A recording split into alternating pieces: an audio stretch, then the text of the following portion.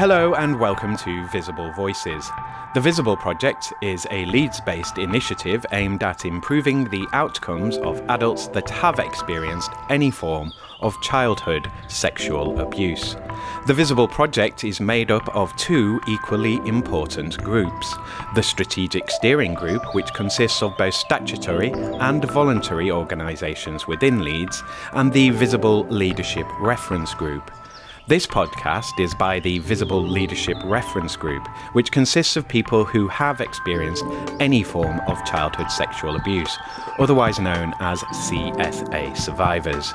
Names may or may not be used throughout this series. Hello, my name's Michelle Von Toop and I'm the chair of the Visible Steering Group. The Visible Project is a group in Leeds that is looking to improve the health outcomes of adult survivors of child sex abuse. Oh, it's lovely to meet you in person, Michelle. You're very committed to recognising the disastrous effects of child sexual abuse and adults who've experienced child sexual abuse and how it affects them within society. What brought you to this point? Okay, so I'm a survivor of child sexual abuse myself. As a young teenager, I had that experience, that lived experience, but I didn't remember it fully until I was 50 years old, when I was actually working in an NHS organisation doing safeguarding training, and we were having training on child sexual exploitation. And as I listened to the training in the room, I suddenly started remembering experiences of myself that I could relate to, and it triggered a lot of memories. And from then I almost had overnight full memory of everything that had happened to me when I'd been younger, which I'd blocked out. And as a result of that, I had a mental health crisis. And it was my experience of coming back from that mental health crisis, the experience I had in my workplace, which was quite negative in that respect. It wasn't a supportive employer in that respect, to then going to work for what was Leeds CCG at the time, the commissioner, and that was a very supportive environment. Helped me to disclose, but also then helped me to learn how I could use my experience to actually help others and help improve health outcomes. So that was my journey, and in some respects my work and my passion for helping other survivors of child sex abuse is actually helps me with my feelings about it. You know, it's turning a negative into a positive for me. That's fantastic. What did you think was supportive about the CCG and the way that responded as an organisation? Well, I suppose, first of all, I'd have to sort of say what the negative response was with my previous employer, that because I did disclose to them that I was having a mental health crisis and that I was receiving therapy as a result of historic child sex abuse, and I had assumed that they would be supportive in that, and they couldn't get me out of that organisation fast enough, and they made my life very, very difficult until I voluntarily left. So what I initially learned from that is don't tell anybody, and of course that's what we've been told all our life: don't tell, you know, don't tell, don't complain, don't tell. But that was when Visible came into my life, really, and I had an opportunity to speak to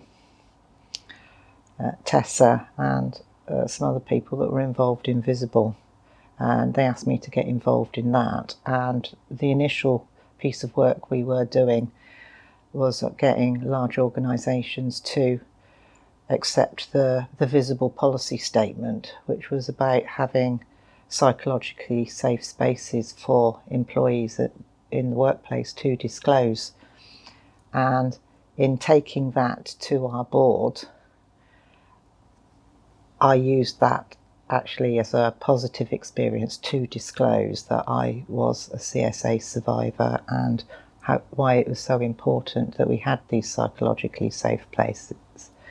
And I, in some respects, I took a gamble that it would be different there. I felt it would be different because, you know when you're working in a working environment, whether it feels safe or not, But I did take a gamble that I wouldn't find myself in the same situation where I'm being sort of like manoeuvred back out again. And I wasn't. The board unanimously agreed to adopt the policy statement and set up a working group to see how we could make the workplace a psychologically safe space. So, and I was able to be involved in that. So I felt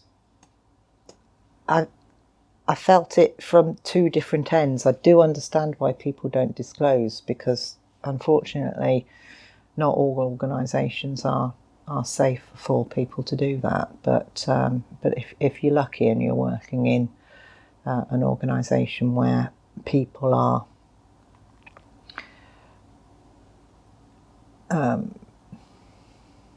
where people have greater emotional I can't think of the word. Emotional intelligence. If you're working in an organisation that encourages emotional intelligence, then I think you've got a better chance of having a psychologically safe space for that disclosure. But I can't disclose to everyone in every situation. And I suppose also there's a thing that you wouldn't necessarily want to in certain situations anyway, because you feel that will misdirect things that are happening, as in sometimes if you want to achieve something, if you then bring in that aspect, it can redirect whatever you're trying to achieve. Yeah, it can. I mean, I suppose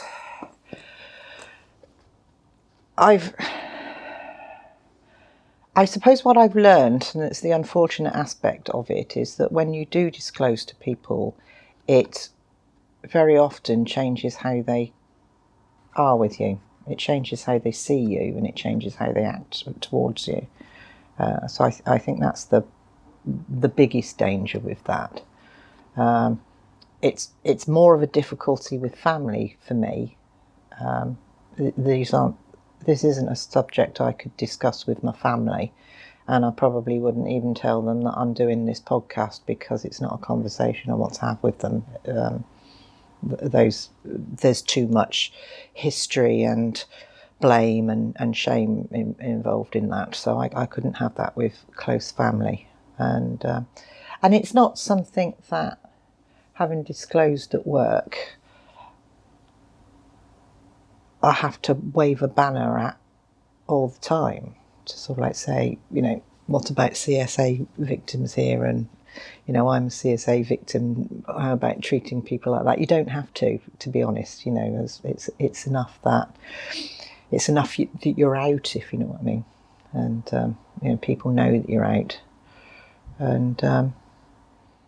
And it's interesting that when you are out as a CSA survivor, then other CSA survivors will feel able that they can come and talk to you, So, and that's one of the great privileges of it, really, that I can help other people by talking about my own experiences and let them feel that they can talk about it too, because these are things that we need to get out in the open. Keeping them inside us corrupts and destroys us, I think. Absolutely, yeah. And I think that the fact that they feel that they can share within that space, but do you think that that's perhaps an initial step, but there are an awful lot more spaces where we can make it more safe to be able to connect with those or be in those spaces? For instance, public spaces, job centres, libraries, community centres, community health centres, places like that, where you would perhaps be able to say, I feel intimidated, or I feel it's difficult to engage or to come into here because, and to be able to disclose and be given that support and a safe space. I think I'd certainly like us to get to that situation, but I think we need an awful lot more public education before that is likely to happen, because there is still so much stigma attached to being a survivor of child sexual abuse.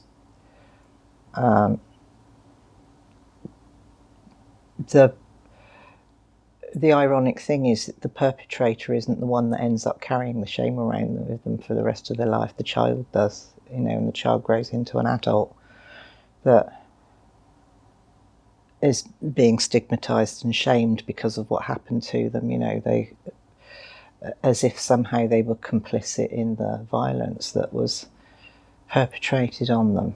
And so before you can sort of make spaces more psychologically safe for people to disclose, you need much more awareness of the general public, and a change in attitude that not to stigmatise the victim, that it's not the victim's fault. I think you can see parallels in other areas. That sort of over time, society is becoming more tolerant to people with other cultures and other views than their own. And I hope that alongside that, people will become more tolerant of people whose life experiences have been different on their own, because my behaviours are conditioned largely by the experiences that I've had over my life, and I will not behave the same way as another person, and things might trigger me in a situation that other people sort of think, well, what's wrong with her? I'll give you an example. Particularly in the workplace, you get the reputation for being a difficult woman or an angry woman, because I have an anger inside me because of what happened to me, and so people react to you differently because you're difficult, and I think people need a little bit more education on that, about treating people with a little bit more respect, and treating people sort of with an understanding that sort of we've got different life experiences, and therefore we react differently to different things. Yeah, a little bit about what's happening for them, as in what's happening inside for them and what's happening for them. But I think as well it can be, if you do try and in a public space, say in a community health centre, I've tried it there, libraries, churches, I've tried it various places actually, where you ask, can I just have a little bit of a quiet spot at the moment? I'm not feeling too good. In my case, it affects me physically as well. I get dizzy and so on, and unbalanced, and all sorts of things go off. Would it be okay?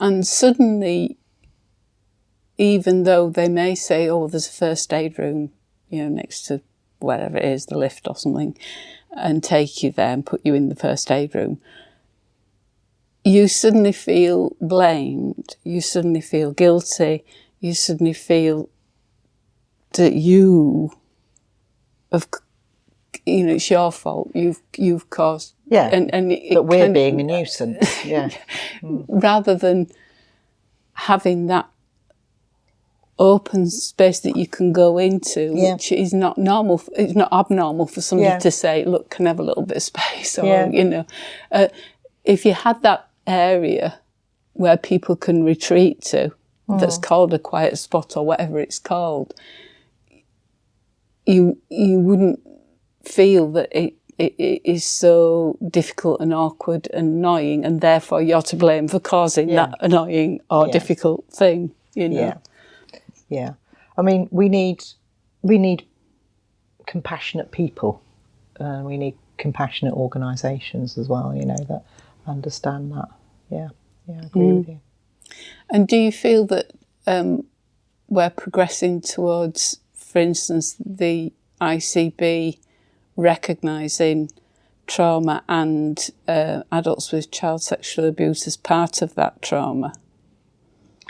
I think we've come a long way, particularly in the last 3 or 4 years. And, Visible has been working with the ICB and other partners on a trauma-informed approach to mental health services, and that's brilliant. And it's brilliant that the ICB recognised the contribution that Visible could make to that on behalf of CSA survivors.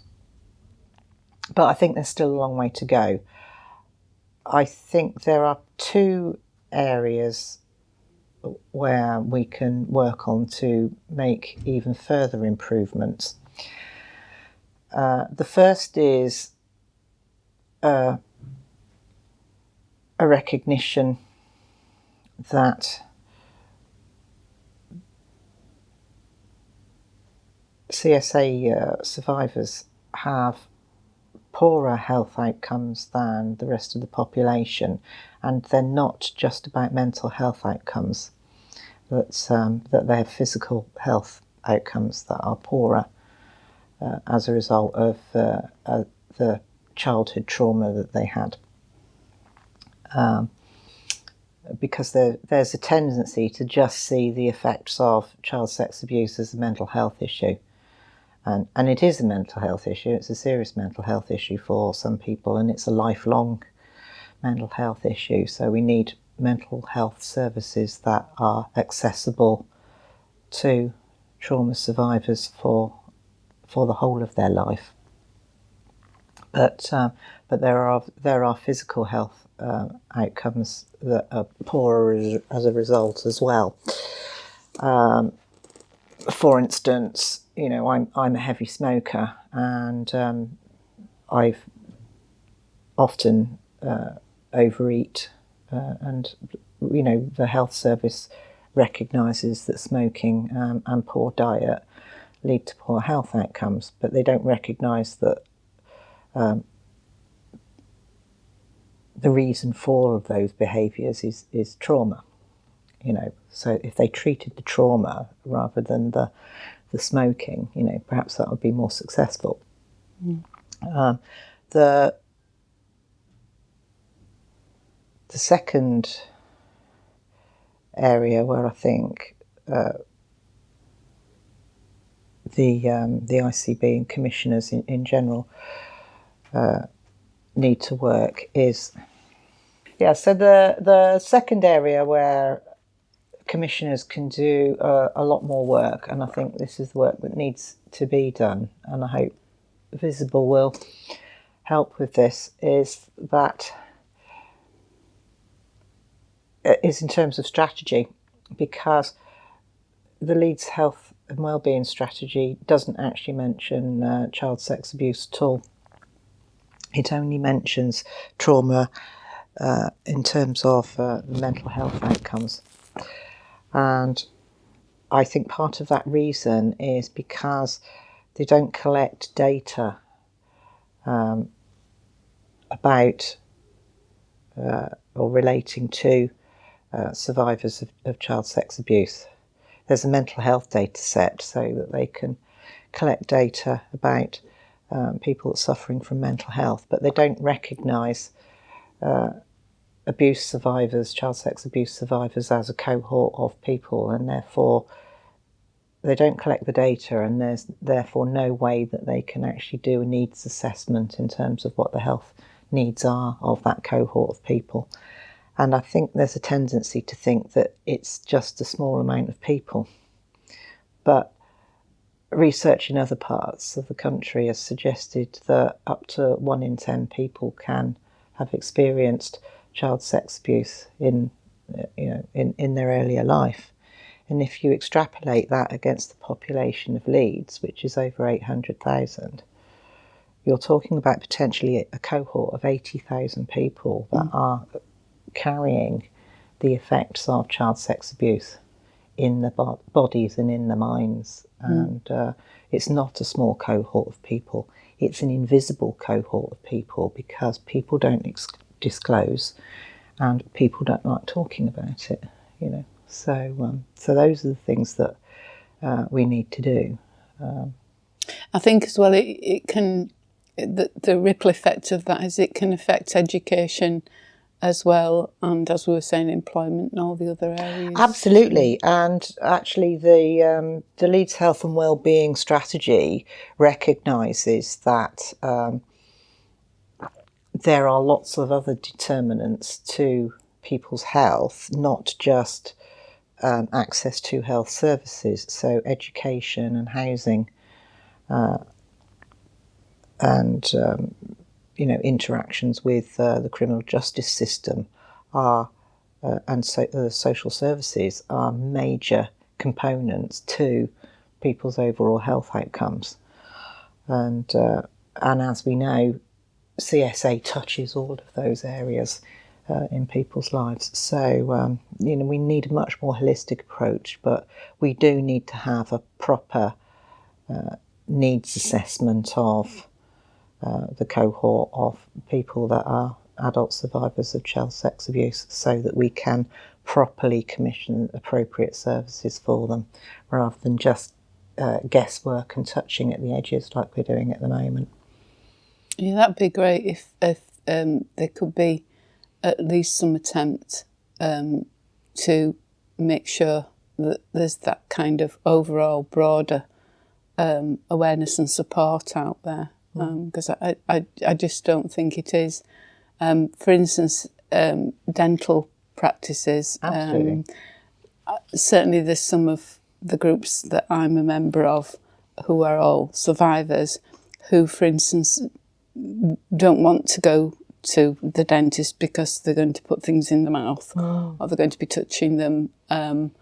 They don't want to go, for instance, for acupuncture treatment because somebody's again going to be touching with them. They're going to be dealing with handling things and touching things, and similarly with optical and opticians. Somebody's going to be coming up close to your face, holding your jaw, puffing things in your eyes, etc. So there's this whole aspect of just, sort of everyday medical support. Chiropody is another one. Somebody, a stranger or somebody touching your feet, wanting you to do this, that and the other with your feet. There's that whole thing about control or power, oppression, and bodily abuse. Yes. Or the potential to be bodily abused. Yes. And I think that example you gave about dental treatment is a really good case study in that. I had and this is nothing against dentists at all, I'm just using it as an example because I've actually got a really good dentist. I haven't disclosed to them that I'm a CSA survivor, but I did tell them I was frightened of going to the dentist, and he's always treats me like I've got some sort of phobia about my teeth or something like that, but it's fine, when he always makes sure that I'm calm, or if I want to take a break, I can do a hand signal and, I can sit up and everything like that. But he was on holiday once when I needed some emergency dental treatment, and the locum dealt with me, who obviously doesn't know anything about, and he had to take a cast of my teeth, and he sort of just shoved this thing in my mouth, held it there, and then turned around and started talking to the dental nurse, and I was having a panic attack. And then he's sort of like, well, what's wrong with you, and it's like, yeah, and that's a really, really good example of where we need health practitioners in all areas to be more trauma informed. I heard an example of a colleague in a different part of the country that was saying that they were seeing an increase in women presenting with stage 4 cervical cancer, which they felt that they could link to the fact that CSA survivors don't want to go and have their cervical smear tests done, That's anecdotal. I can't give you sort of like any particular evidence for that, but I find that perfectly plausible in terms of my own personal experience and that of the people that we're working with. It's that that is the most invasive procedure. It's horrible, there's got to be a better way of doing that.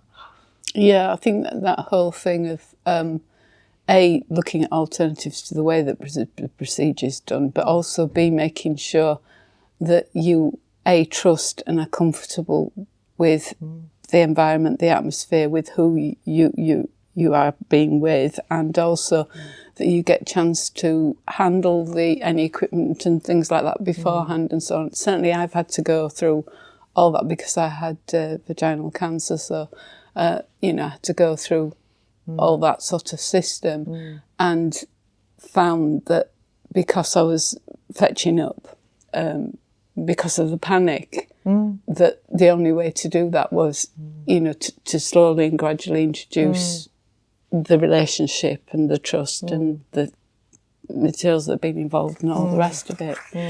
So I think that's a very important issue, is giving that time and space and recognition to that as an aspect. It is within those sorts of areas. And time and space is actually a really big issue, because as resources are depleted, and we know that GPs are having to reduce the time they've got for appointments and, reduce backlogs and everything like that. That time and space then goes out the window because it's too precious, and so, I find, for instance, having a cervical smear incredibly painful. But there's a sort of like, oh, we need to get on with this, and I'm making a fuss, and it's it's very difficult, so I think the result is I end up not going. Well, I had to come out of the time when I had to have a blood sample, and because in my case my perpetrator was a young female, somebody who I don't know that's a young female coming at me with a syringe is, quite triggering, really, and found that you're automatically feeling the pain before it exists, because you just, your whole body goes off and you just think, so it's finding another setting, another way of taking the blood, and a different arrangement that suits, that bears in mind that those things for you as an individual are quite upsetting and triggering. And it, like you say, then they will say, oh, well, we haven't got time for that, it's too complex, you need the mental health. And it's as if they shift the whole thing onto the mental health and they can deal with it. Yeah. We can't, we're not going to. Or that it's our fault because we're difficult. That's right. And I think as well, and I'm sure you'll agree that yes, CSA trauma has these physical aspects and adults with it that aren't recognised, but similarly within other traumas, there are aspects. For instance, we were talking earlier before we started recording about refugees and asylum seekers and so on. And again, they're going to bring different bodily aspects and aversions and concerns with them. So it's needing to give that time and space for people to be able to relate how and where to approach these things. And I think that's vital, because otherwise I think things can spiral.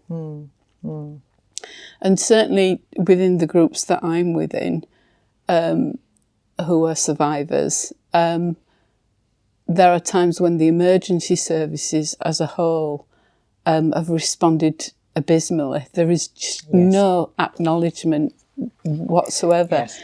So if you're a survivor of trafficking, for instance, I'll use that, and 4 blokes suddenly start pinning you down, what are you going to do? I know, and I saw a horrendous documentary on television that was about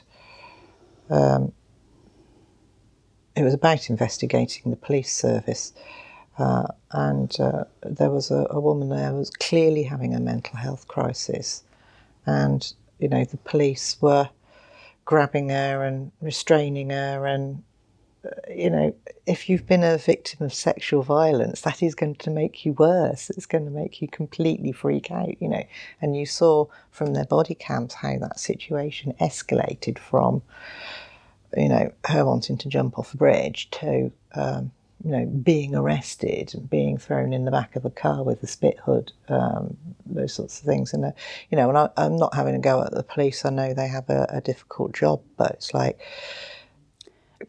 can someone not just sort of like have a look at that? And again, it's that thing about getting that response time, that time in that running down. And usually you find that they're not, within the health service, for instance, and within social services, they're not allowing the space and time, even if they do have records, which in most cases they don't, for people to actually access them and look them up. No, because people don't want to treat people badly. It's just that, if they've got so many appointments they've got to get done, they're going to be brusque with you, so... But I do think emergency services in general do need... including the social services and their... better education, and as I say, it's about compassion and emotional intelligence, I think the softer side of things that perhaps aren't being taught and trained in. We're training people on the procedural aspects and the paperwork and you must do this, this and this, and we're forgetting that we're in the business of treating human beings.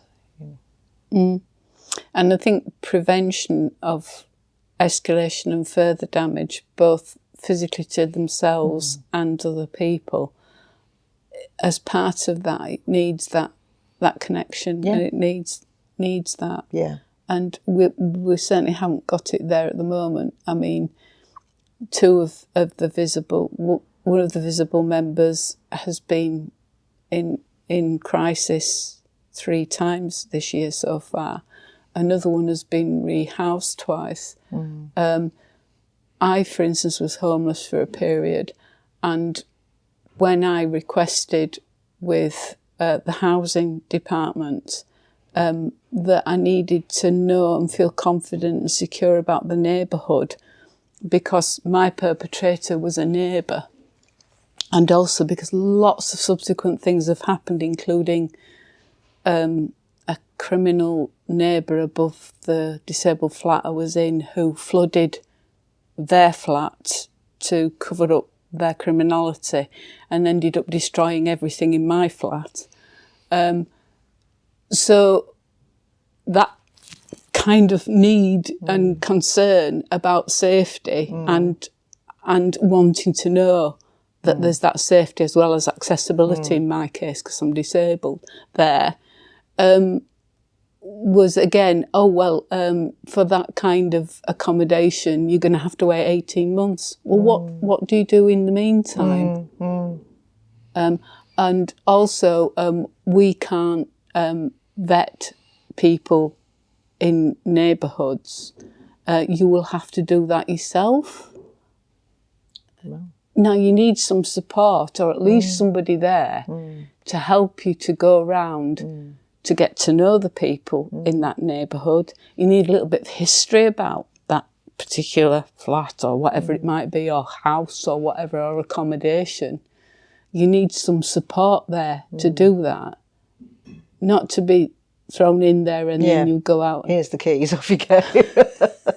Yeah.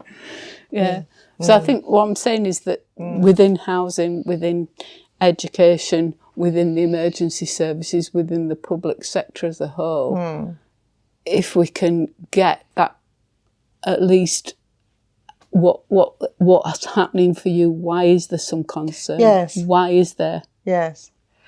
You know, and we don't necessarily need to disclose that sort of like I'm a CSA survivor, but at least if someone asks the question, sort of like, are there any particular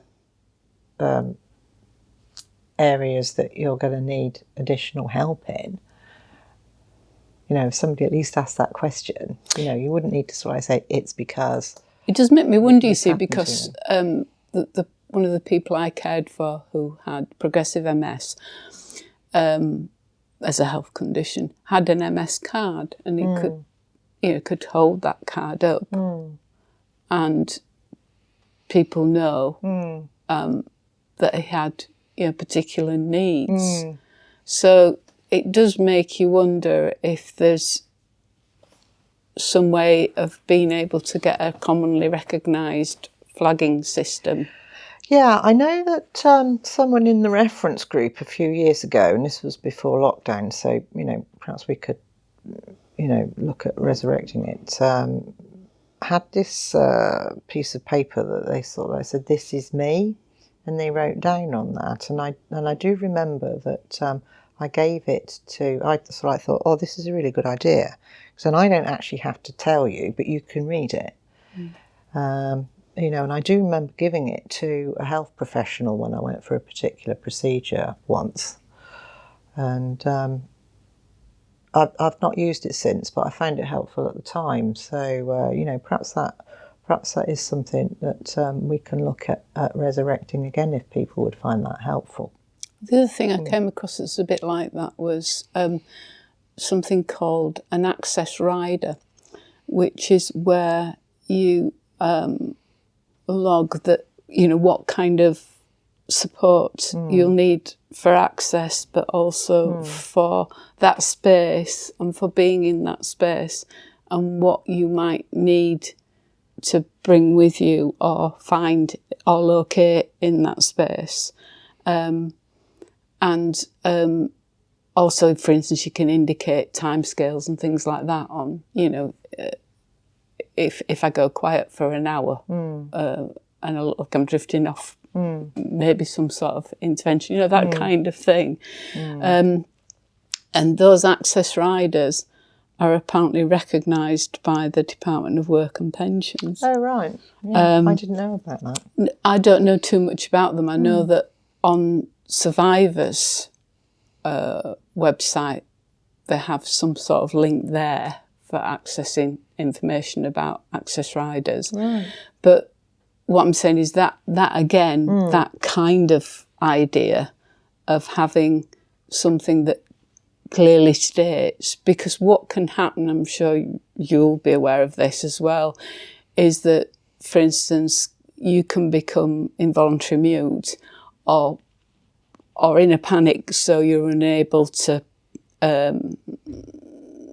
coherently express yourself at that point. So if you've got something there, Yes, yes, you're right. I mean, I haven't had the experience of becoming involuntarily mute, but I have had the experience where I've got myself into a state and therefore I've had pressured speech, and the other person has interpreted that as me being aggressive because I'm talking really, really quickly and loudly, and, you know, has therefore sort of like, you know, not wanted to provide the service because they perceive that I'm being aggressive, you know. So, whereas actually I wasn't at all. I was really upset. And I wasn't meaning to be aggressive at all. It's just the words are coming out of my mouth like bullets, you know. And so, you know, I know that, you know, that can be something from extreme anxiety. Whereas if I could have given them a piece of paper like that, then perhaps it would have provided enough of a break for us both to sort of like calm down and sort the situation out, you know. But that's just reminded me of a situation with my therapist at the moment, where on the sort of first getting to know you meeting, and said to her, I can be really loud sometimes, apparently, you know. I said, family tell me that I can be really loud sometimes. And I said, you know, it's about things like politics or wherever it might be. And I'm being loud because of frustration at that situation, or whatever it is. It's not the individual and it's not the person. No, it's because it comes circumstances. Yes, because it comes from our deep-seated experience of not being heard. You know, we weren't seen and we weren't heard and we weren't listened to. Yeah. Thank you for listening to this episode. We hope you found Visible Voices interesting, thought-provoking, and helpful. If you have any ideas about how we can improve the podcast to make it more useful to your service, please feel free to contact us. Visible Voices was created and delivered by the Visible Leadership Reference Group. The podcast's production was facilitated by Western Studios Leeds Limited, and the music was created and produced by Mark Parvin, aka Marvin Parks. You can follow Visible on Twitter and Facebook. If the content of this podcast has affected you and you live in Leeds, please go to the child abuse subsection of the Mindwell website. That's mindwell-leeds.org.uk.